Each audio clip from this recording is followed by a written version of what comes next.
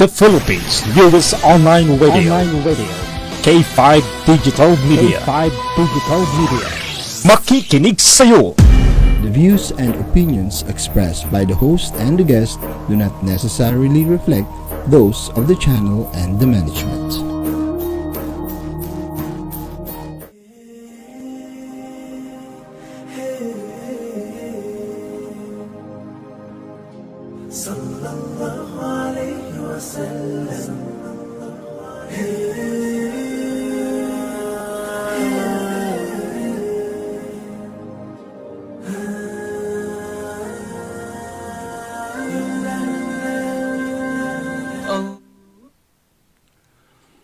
أعوذ بالله من الشيطان الرجيم بسم الله الرحمن الرحيم الحمد لله رب العالمين والعاقبة للمتقين أشهد أن لا إله إلا الله وحده لا شريك له وأشهد أن محمدا عبده ورسوله صلوات الله وسلامه على سيدنا وحبيبنا ونبينا ورسولنا محمد بن عبد الله وعلى آله وأصحابه ومن تمسك بسنته إلى يوم الدين أما بعد السلام عليكم ورحمة الله تعالى وبركاته. Good afternoon, magandang hapon po sa inyong lahat na taga-subaybay sa aming mga programa sa K5. Ngayon ay nandito po tayo sa Dabilabid Ummah. Mga viewers namin, kaya po ang inyong mga kapatid na mga Muslim ay nagbibikas ng salam. Because ang salam po ay pwede nating sabihin na ito ang susi ng paraiso ng Allah subhanahu wa ta'ala.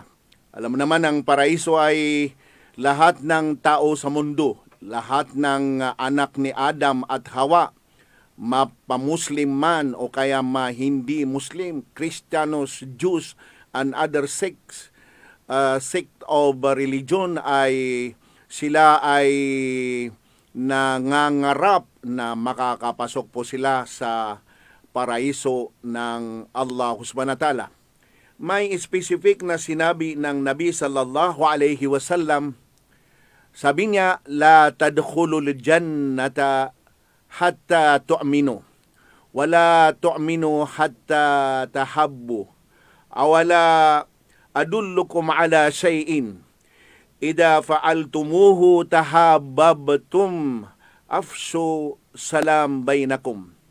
O kama qala Nabi sallallahu alayhi wasallam, sinabi ng ating mahal na propeta, hindi kayo makakapasok sa paraiso ng Allah subhanahu wa ta'ala pagka hindi kayo magkaroon ng wastong tama na panampalataya o kaya paniniwala sa kadakilaan ng the maker of this world, ang Allah subhanahu wa ta'ala.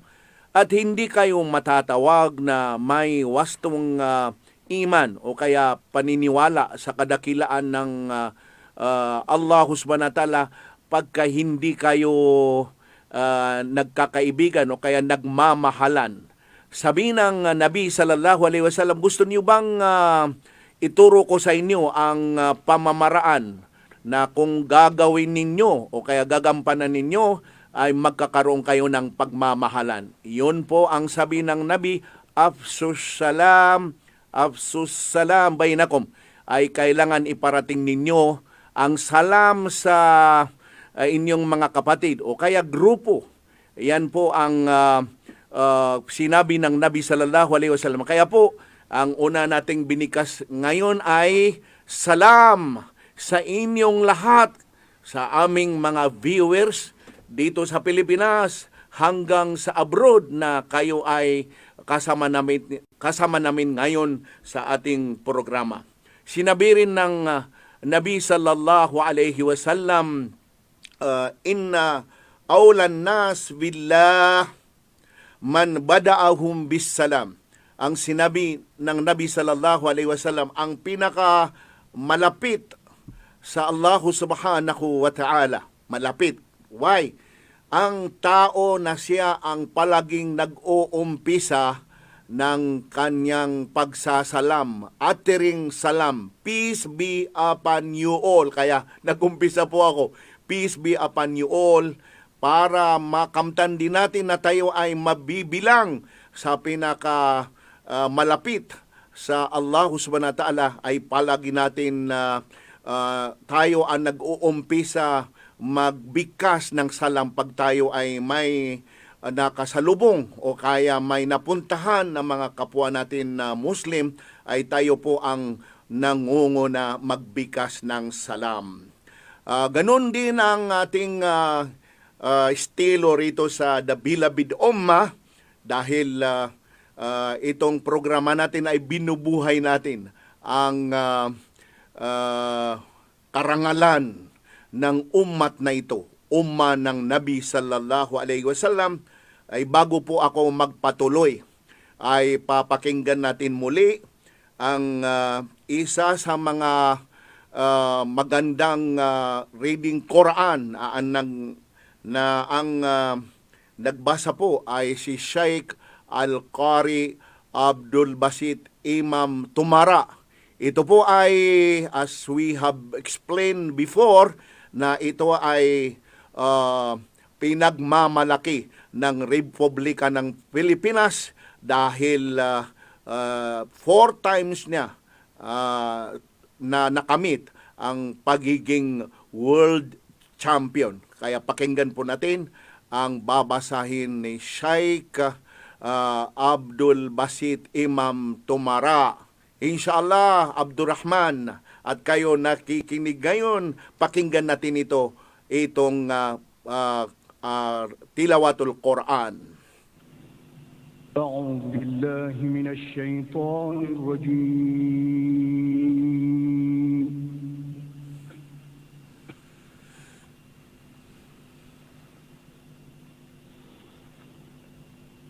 بسم الله الرحمن الرحيم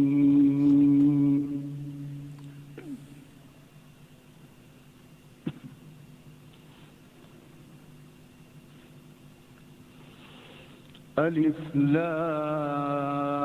لام را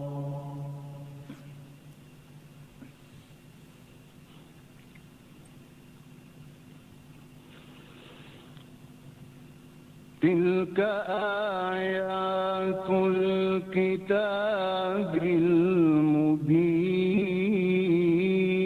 المبين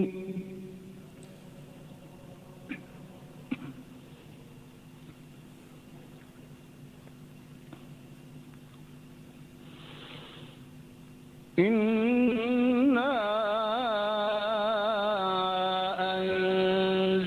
أنزلناه قرآنا عربيا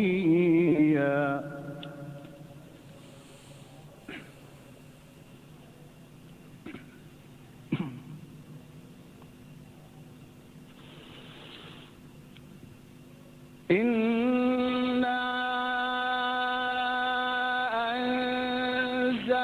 أنزلناه قرآنا عربيا لعلكم تعقلون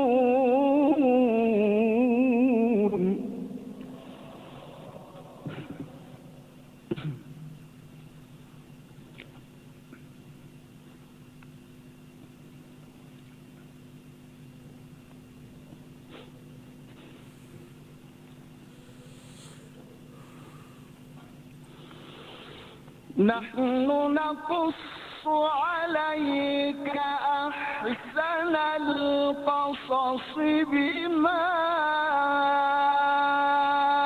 أوحينا إليك هذا القرآن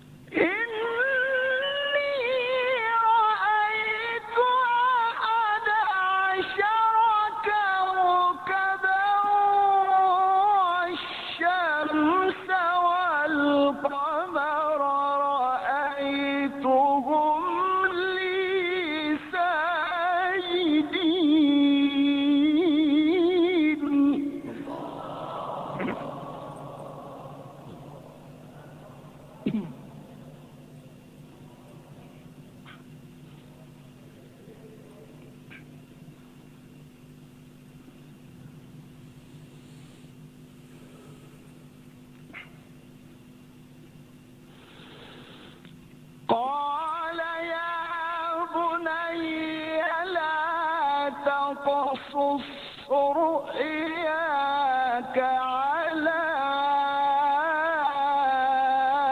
إخوتك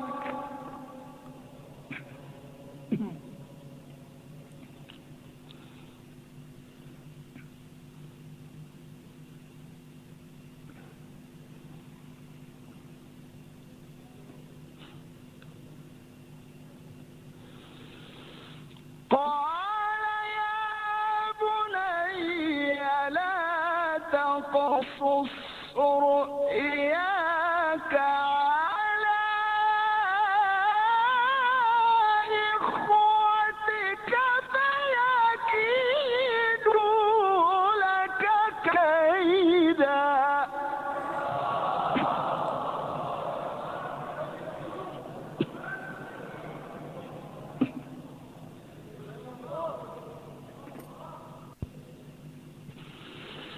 إن الشيطان للإنسان عدو مبين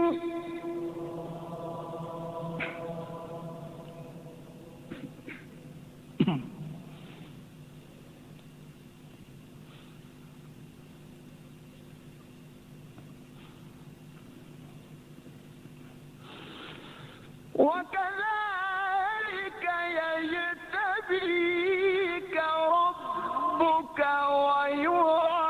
ويعلمك من تأويل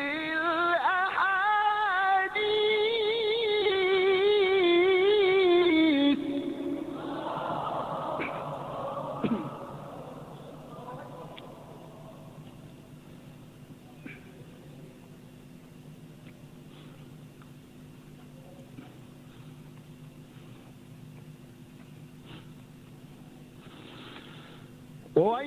ويعلمك من تأويل الأحاديث ويتم نعمته عليك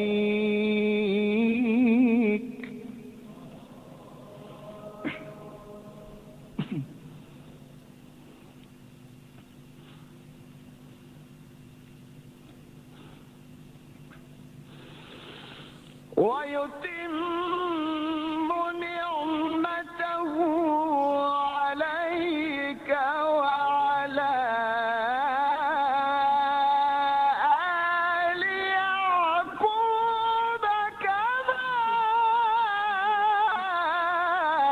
أتمها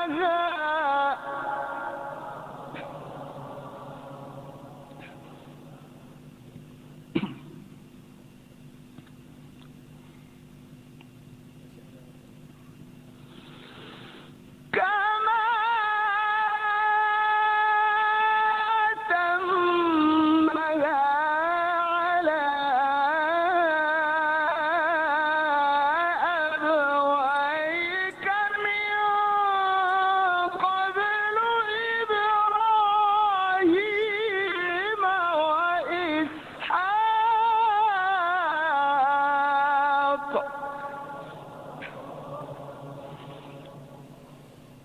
إن ربك عليم حكيم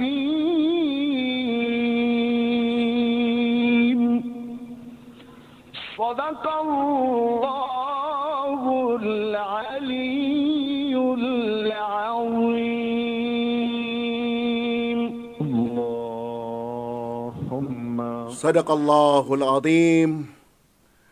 Mga kapatid, ay narinig po natin ang binasa ni Sheikh Al-Qari Abdul Basit Imam Tumara. Ito po ay Suratu Yusuf.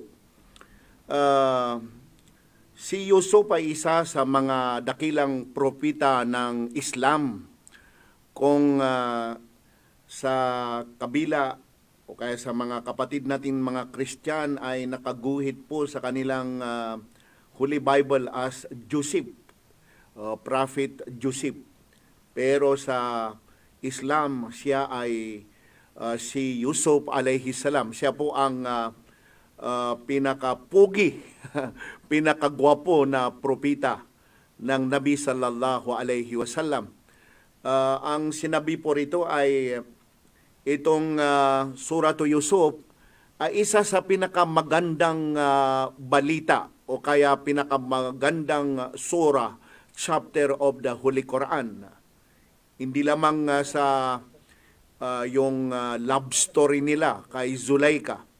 Nagiging asawa niya po si Zulaika, dumaan sila sa magandang istorya sa pagitan nila dahil si Zulaika po ay asawa ng isa sa pinakamataas na opisyalis sa kingdom ng Al-Masr at the time ang Egypt, sa pangalan niya po in the person of Abdul Aziz. So hindi lamang sa yung kasaysayan ng kanilang love story, sometime pagka pinapakinggan natin paano sinasalaysay ng ating mga dakilang ulama ay talagang natutuwa po tayo na ito palang Quran ay hindi lamang mga batas ng Panginoon, kundi mga makasaysayang istorya ng pagitan ng dalawang tao, paano sila nagmahalan. Pero itong Sura Yusuf ay ang pwede kong o kaya ibahagi sa inyo ang pinaka-importanting significance ng itong sura. Unang-una po ay pwede natin sabihin yung avoid jealousy. Dahil ang jealousy po ay ginagawa ng mga iblis, mga syaitan na pamamaraan para mawala po tayo sa landas ng Allah subhanahu wa ta'ala. Yung jealousy po. Pero sa Suratu Yusuf po ay kailangan papaano natin na magawa individually or by group or by community na ma-avoid po yung jealousy ng other side. Ay kailangan na magkaroon po tayo ng initiative. Itong unang parte ng Surah Yusuf, Kaya po nagkaroon ng jealousy ng mga kapatid ni Yusuf alayhi salam dahil sa iyong pagkukwento sa kaniyang magandang panaginip. Ay napanaginipan niya po ang 11 stars between at ang araw at buwan ay sila ay nakayuko before Nabiullah Yusuf alayhi salam. Ay sabi ng kaniyang ama, ang tatay ni Nabiullah Yusuf alayhi salam ay isang propeta na rin, si Nabiullah Yaqub alayhi salam. Sabi ng kaniyang ama, anak ko, sabi niya, huwag mong ipagsasabi ang inyong panaginip. Baka magkaroon ng jealousy ang inyong mga kapatid. So, ito po, napulot natin dito na aral ay huwag natin masyadong i-expose sa mga tao. Yung mga, you just imagine in this chapter in the Holy Quran, ay panaginip lamang ito. Ay ang sabi ni Nabiullah Yaqub alayhi salam sa kaniyang anak, anak, huwag mong pinagsasabi, don't disclose your dreams because it might be magiging pamamaraan na magkaroon ng jealousy ang mga kapatid mo, ay baka may magkaroon sila ng gawain na hindi mabuti dahil gagawin yan ng saitan na magiging dahilan na magkaroon ng galit ang inyong mga kapatid. Pero at the time na sila ay they are conversing each other, it means to say Nabiullah Yaqub and his son Yusuf alayhi salam ay nakikinig nandoon sa kabilang dingding ang kaniyang mga kapatid, ay narinig nila yung kwento ni Nabiullah Yusuf alayhi salam. So, dahil doon po ay nagkaroon ng operasyon, bad intention ng kaniyang mga kapatid na ang pinagkaisahan nilang magkakapatid ay patay na lang si Nabiullah Yusuf alayhi salam para hindi magiging totoo yung panaginip niya na prostrate sila kasi yung ashara, yung 11 stars na nakasudyod sa kanya ay parang ang tinutukoy doon ay silang magkakapatid. Kaya po, ang pinagkaisahan nila ay itapon na lamang sa bangin si Nabiullah Yusuf alayhi salam. So, yan po ang isa sa napulot na aral sa itong Surah Yusuf. So, you just imagine, nagsucceed ang mga kapatid ni Yusuf alayhi salam para itapon sa bangin si Yusuf alayhi salam. Kaya po, ang pangalawang aral ay kailangan kung may, let us see, siyempre may test ang Allah subhanahu wa ta'ala, may trials from Allah subhanahu wa ta'ala. Nagiging totoo ang pangamba ng tatay ni Yusuf alayhi salam na talagang tinapon nila. Gumawa sila ng istorya dahil sabi nila sa tatay nila, isama namin si Yusuf alayhi salam para maglaro. Nung naglaro po sila, ay umuwi sila na ang damit ni Yusuf alayhi salam ay may dugo. Sinabi nila sa tatay nila, si Yusuf ay kinain ng tigre. Subhanallah. Pero ang kanilang tatay ay isang alipin ng Panginoon, isang sugo ng Allah subhanahu wa ta'ala. Ang kaniyang binikas ay as-sabrun jamil, ang pagsasabar, to be a patient with the commandment o kaya the decision of Allah subhanahu wa ta'ala, ay yun ang maganda sabi ng tatay ni Nabiullah Yusuf alayhi salam. So, tuloy na napunta sa bangin si Yusuf alayhi salam, na wala lang sa bangin dahil nga sa may mga karabanero na sila ang nakakuha sa kanya sa bangin, at hanggang bininta si Yusuf alayhi salam sa city ng Egypt. Nabili ni Abdul Aziz, inuwi niya sa bahay nila, tinuring na anak, Pero mga kapatid, kaya po ang pangalawang napulot natin na aral ay kailangan magkaroon tayo ng sabr. Dahil ang nangyari nung lumaki sa palasyo, si Yusuf alayhi salam ay dahil nga sa kagwapuhan niya, dahil nga sa kapugihan niya, ay nagkaroon ng iniibig siya o kaya na-tempted ang asawa ng isang minister. Ang asawa niya si Zulaykha ay anak ng hari, pero yung asawa niya ay isang minister. So na-tempt siya doon kay Yusuf alayhi salam, ay nagkaroon siya ng yung inibig niya secretly. So dahil nga sa yung relationship na yan, ay nagkaroon ng commotion dahil gusto niyang pagsamantalahan si Yusuf alayhi salam, pero tinakasan ni Yusuf alayhi salam. But because of the consequences, pagdating ni Yusuf alayhi salam sa pinaka-final na pintuhan, ay andun yung asawa niya. Ay dahil doon, he was being imprisoned for a false allegation. False allegation kasi hindi naman siya ang may hakbang para pagsamantalaan ng isang prinsesa, kundi ang mismo ang prinsesa ang nagkaroon ng hakbang para pagsamantalaan si Yusuf alayhi salam. But ganun pa rin. Dahil nga sa batas, sabi ni Zulaykha sa asawa niya, ano ba ang gagawin mo sa isang tao na gusto niyang pagsamantalahan ang asawa mo? Kaya ang nagiging decision, although it was been proven na hindi siya guilty, dahil ang nagiging witness ay yung isang bata na nasa duyan. Sabi ng bata sa duyan, tingnan ninyo, saan ba ang scratch sa pananamit ni Yusuf alayhi salam? Doon ba sa front o doon sa likod ng kaniyang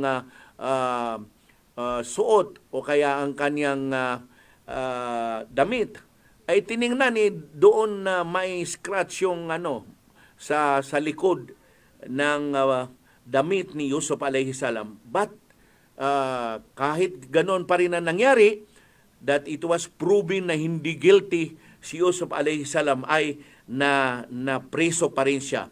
He was being imprisoned for false allegation. Pero napunta sa bangin, tinapon sa bangin, o kaya ito na kulong siya with false allegation. But ang ginawa ni Yusuf alayhi salam ay pinakita niya po sa Panginoon na handang-handa siya magiging patient, magiging sabir, minasabirin, dahil ang Allah subhanahu wa ta'ala ay sinabi niya, Inna Allaha ma'as sabirin. Yung mga tao na mayroon silang natiis sa pagsubok sa kanila, ay ang grado nila sa Allah subhanahu wa ta'ala ay mga sabirin. Inna Allaha ma'as sabirin. Yung mga tao na natiis nila yung pagsubok sa kanila ng Allah subhanahu wa ta'ala, they will be a companion of Allah subhanahu wa ta'ala. Inshallah. Allahumma amin.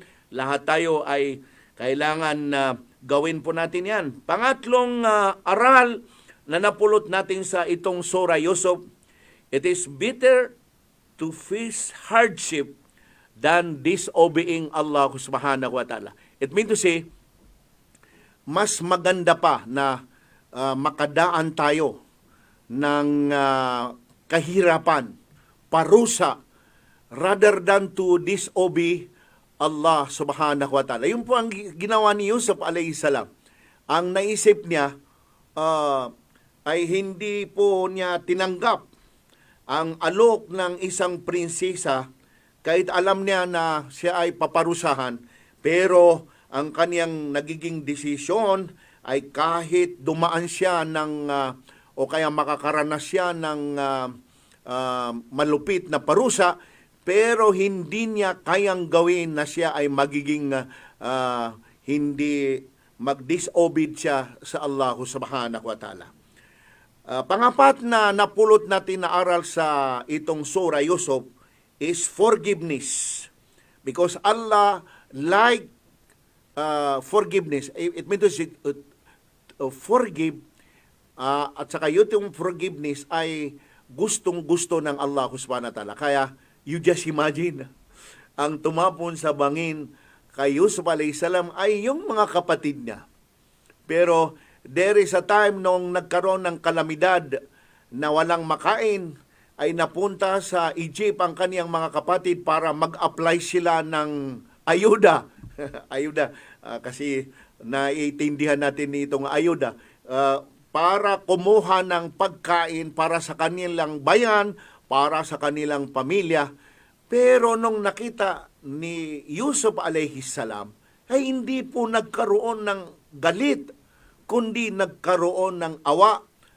Ang unang sinabi niya, asan ba yung kapatid ninyo na si Binyamin? Kasi itong mga kapatid niya, 11 ay hindi niya po kapatid sa ina, kapatid lamang niya sa ama, pero ang kapatid niya sa ama at ina ay si Binyamin. Sabi niya, hindi ko kayo bibigyan ng ayuda, hindi ko kayo bibigyan ng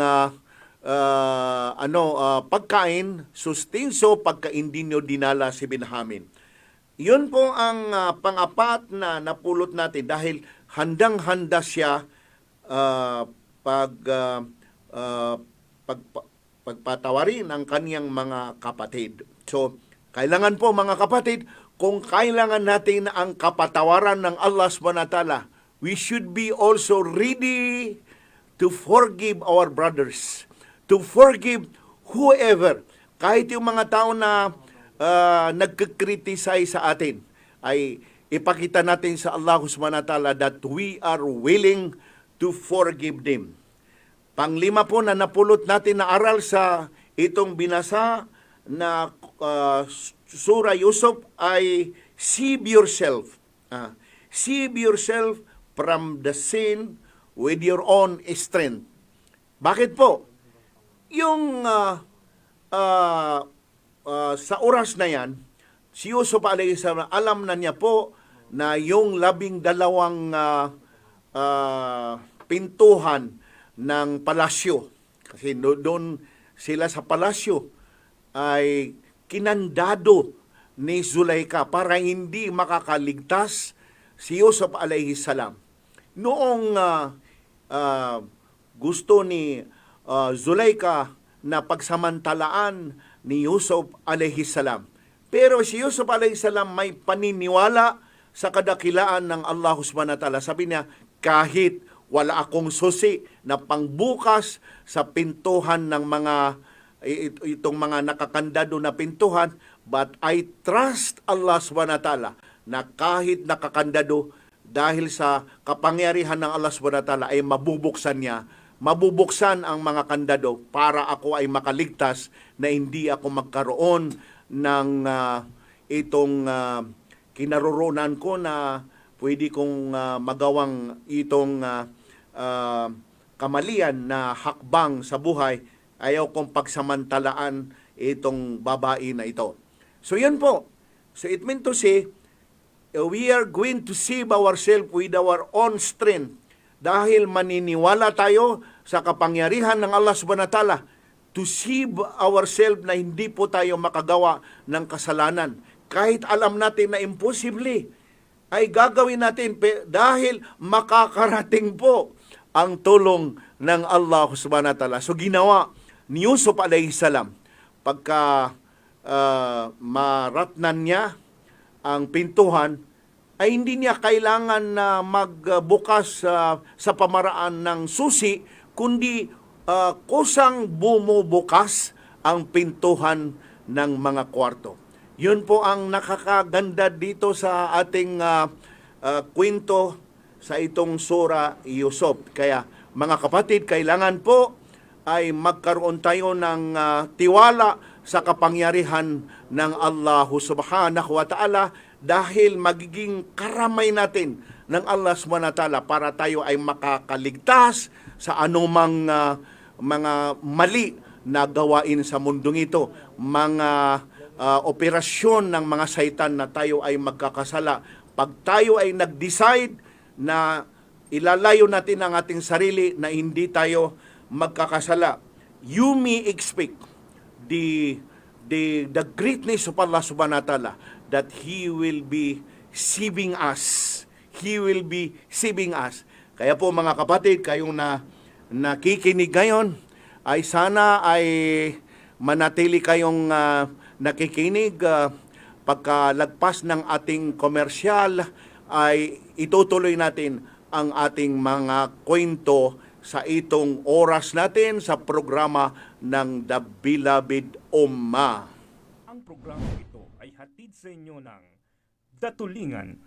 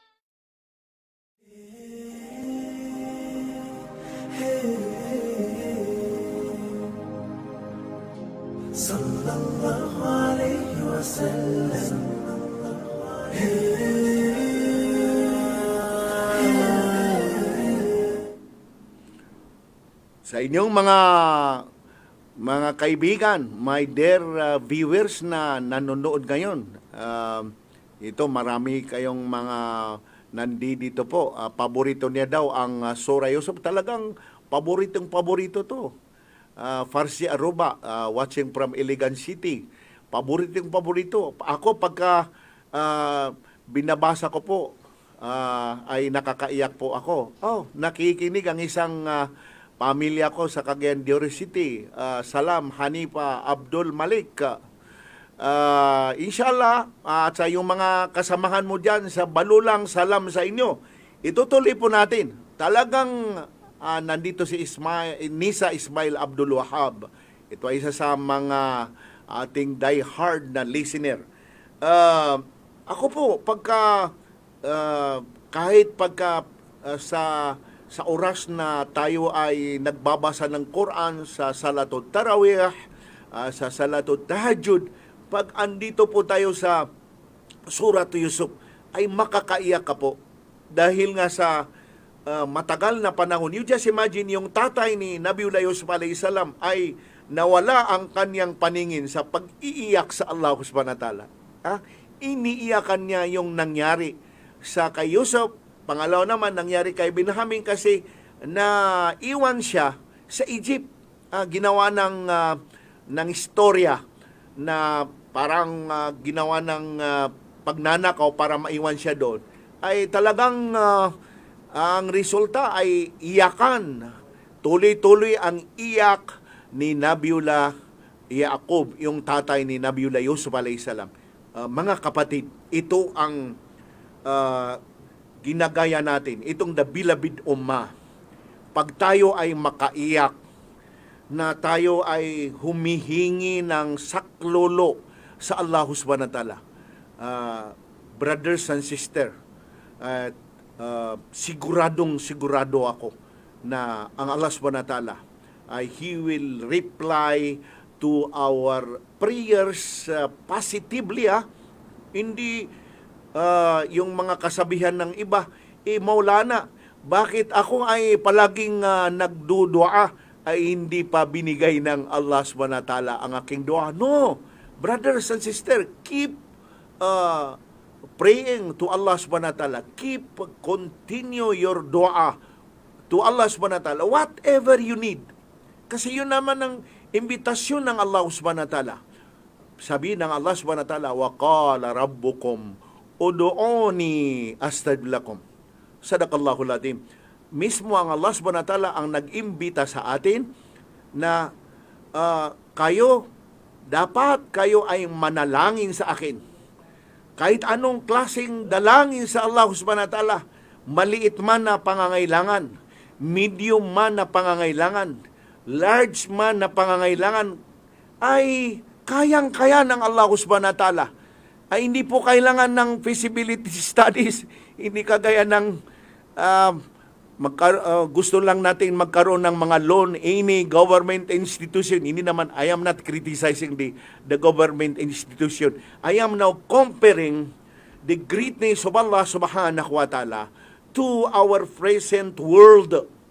Ang Allah subhanahu wa ta'ala, He doesn't need any material, world materials, world apparatus bago niya masolbar ang ating problema. Just imagine, itong pandemic, ang sabi ng World Health Organization, dito rin sa Pilipinas, ang sabi ng ating Health Department, and it was also announced by our national government, na hindi po tayo safe dahil wala pang vaccine.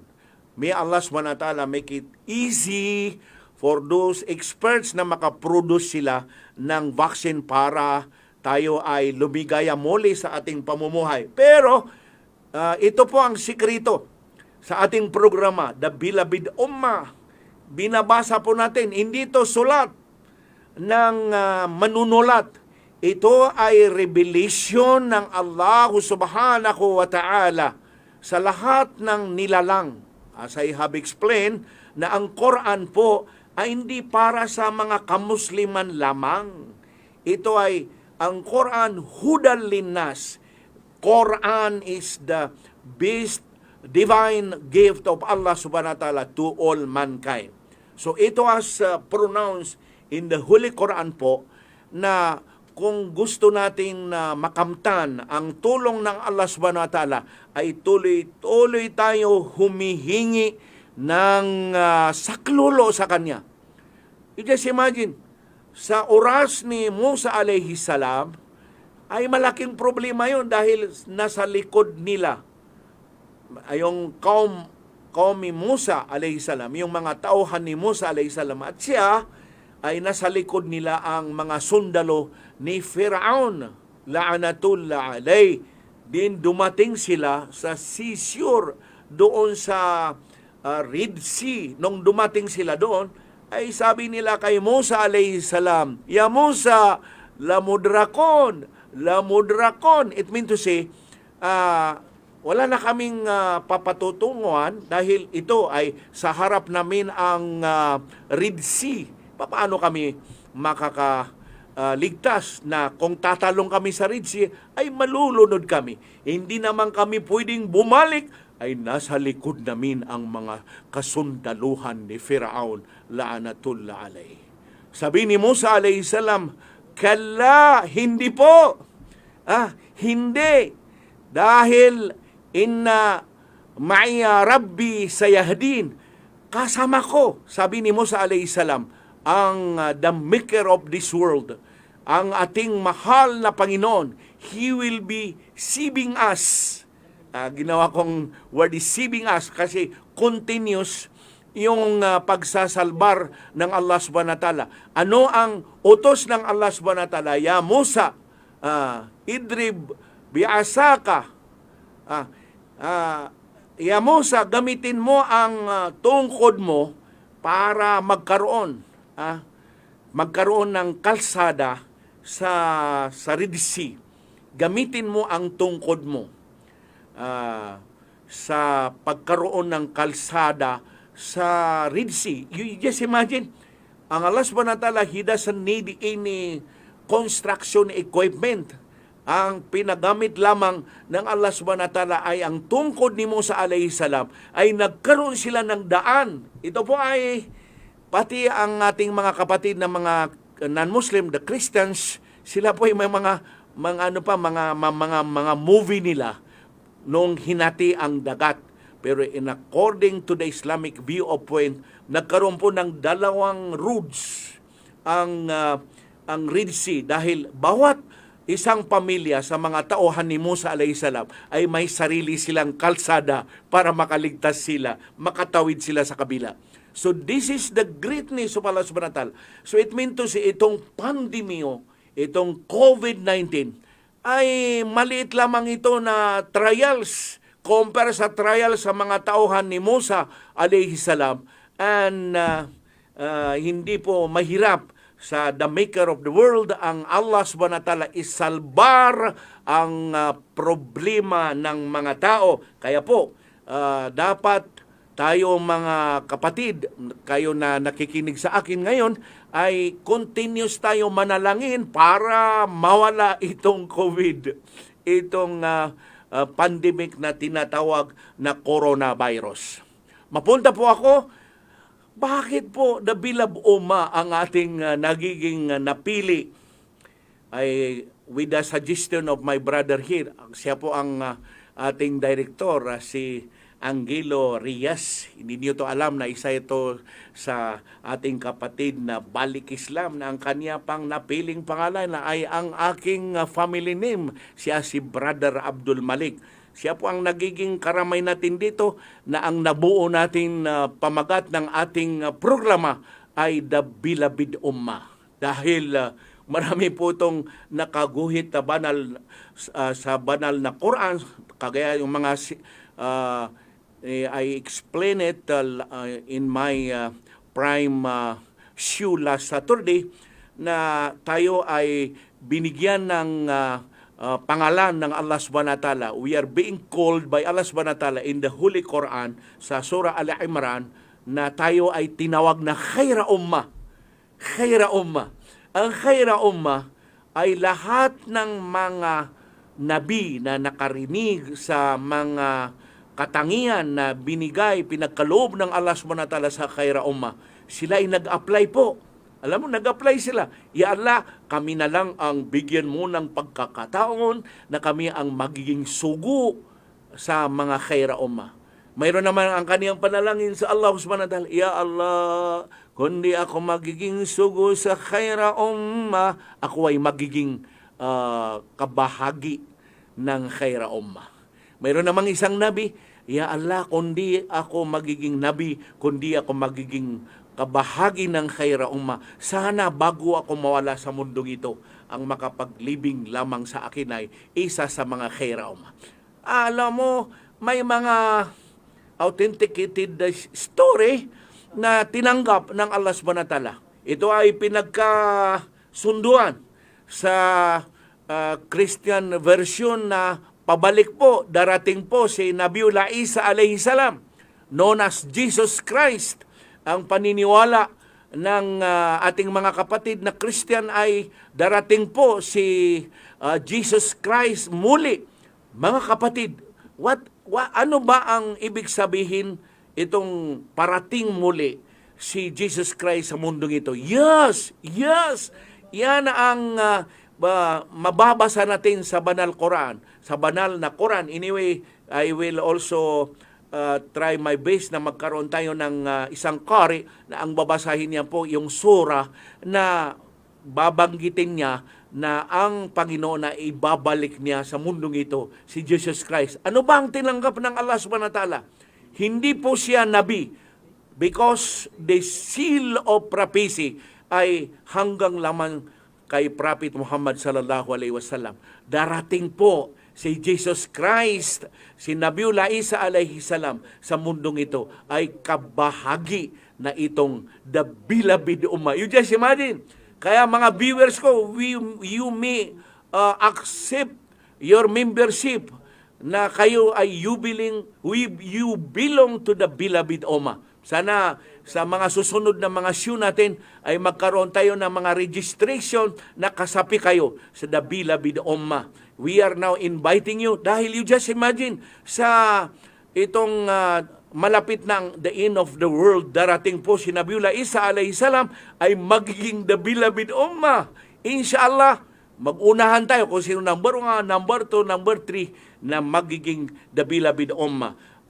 Dagdag ko po ay sinabi ng Allah subhanahu wa ta'ala sa Al-Baqarah, Surat Al-Baqarah, Ba'da a'udhu billahi minash shaytanir rajim, wa kadhalika ja'alnakum ummatan wasata litakunu syuhada'a 'alan nas ويكون الرسول عليهم شهيدا.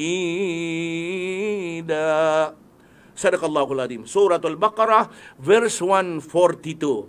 Allah said, and thus we have made you a just nation, that you will be a witness over the people, and the messenger will be a witness over you.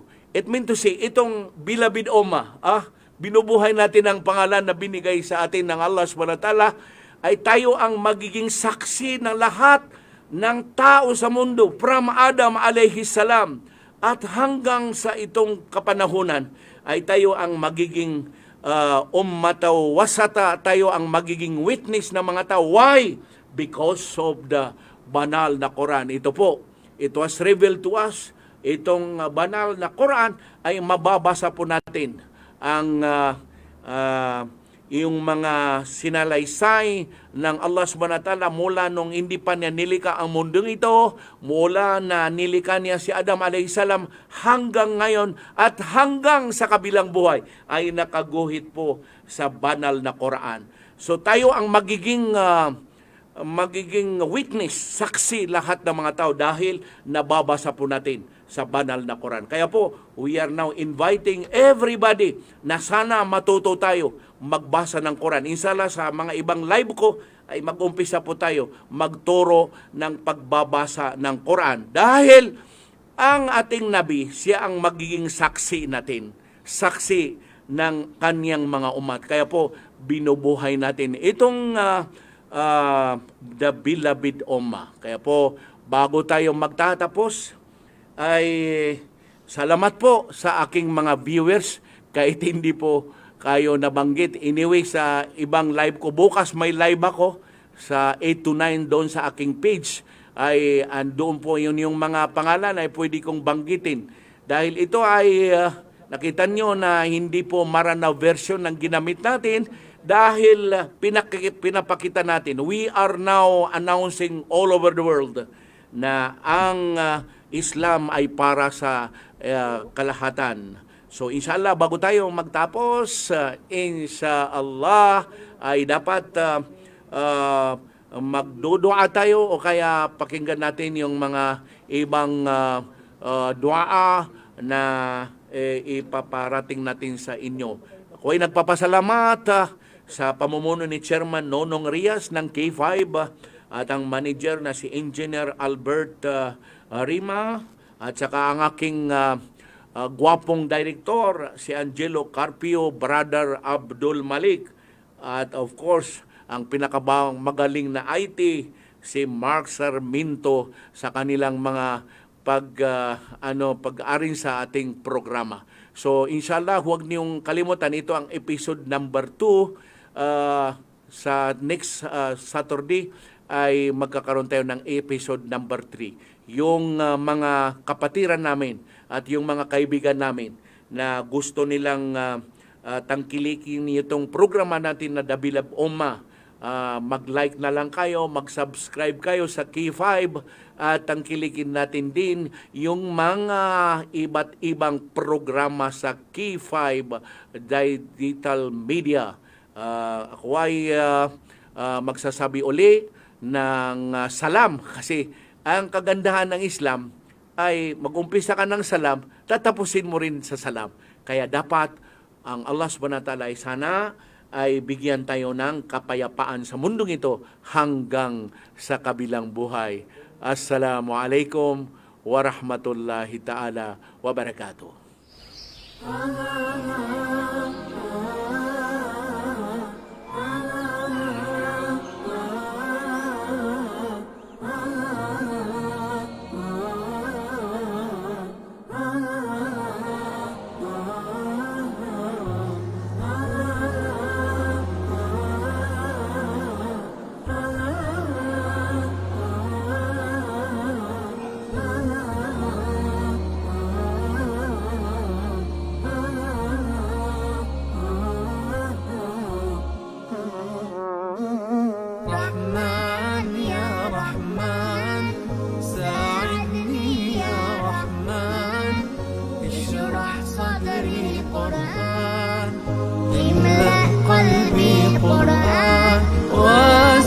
حياتي قرآن. رحمن يا رحمن ساعدني يا رحمن اشرح صدري قرآن املأ قلبي قرآن واسق حياتي قرآن. رحمن رحمن ساعدني يا رحمن اشرح صدري قرآن املأ قلبي قرآن واسق حياتي قرآن. لله لله يهفو آملي لله ولحفظ كتاب الله من أول بسم الله للختم وللرضوان. رحمن يا رحمن بمجيني يا رحمن أصبحي ما يدوشو نبني ما يوسيتي نوتشيني قرآن. رحمن يا رحمن ساعدني يا رحمن اشرح صدري قرآن املأ قلبي قرآن واسق حياتي قرآن. يا نور يا نور يا محكم يا تنزيل لمحمد عن جبريل من رب العرش دليل للعالم والإنسان. تكبير تكبير للحافظ وهو صغير والضاء العين قرير يحمل فجرا لينير بتلاوته الأكوان. رحمن يا رحمن بمديني يا رحمن أصبحي ما يدوشو نبني ما يوسيتي نوجيني قرآن.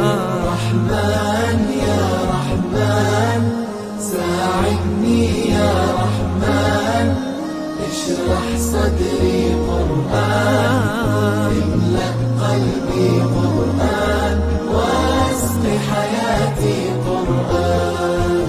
الله الله اللهم اجمعنا بكتابك وانفعنا واجعله لنا حصنا وهدنا أبدا وما. ساعدني يا رحمن اشرح صدري قرآن املأ قلبي قرآن واسق حياتي قرآن. رحمن يا رحمن رحمن يا رحمن.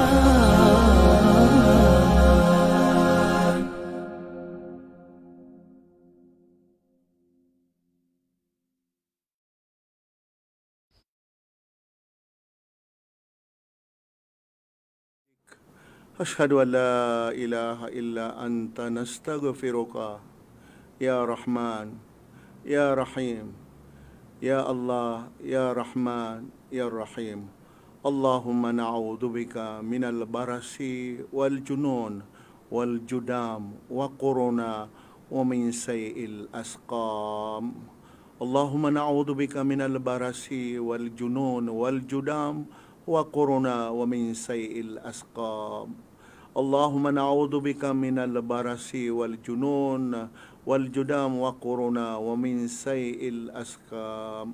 ربنا آتنا في الدنيا حسنة وفي الآخرة حسنة وقنا عذاب النار وادخلنا جنة مع الأبرار يا عزيز يا غفر يا رب العالمين. اللهم افتح لنا أبواب الخيرات وأبواب النعمات وأبواب الرزق وأبواب القوة وأبواب الصحة والسلامات وأبواب الجنة.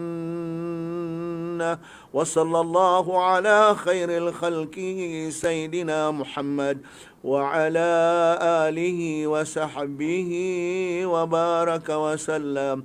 سبحانك ربك رب العزة عما يصفون وسلام على المرسلين والحمد لله رب العالمين.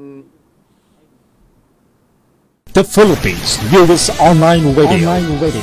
K5 Digital Media. Makikinig sa'yo.